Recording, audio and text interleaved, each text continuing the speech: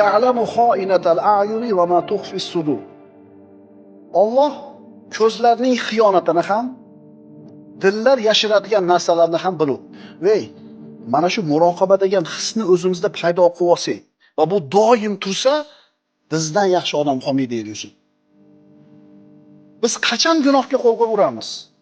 Qachon yolg'on gapiramiz? Qachon birovning haqqini yeymiz? Qachon namozga beparvo bo'lamiz? Qachon telefondan ko'zimizni uza olmaymiz faxsh chiqqanda? Alloh bizni kuzatib turganligini esdan chiqarib qo'yganimizda.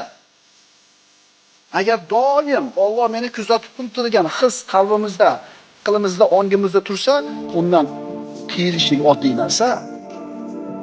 Demak, Alloh ko'zlarning xiyonatini ham biladi. Bironta maxluq ko'zingizni xiyonatini aniqlay olmaydi. Bu faqat Allohning qudratida.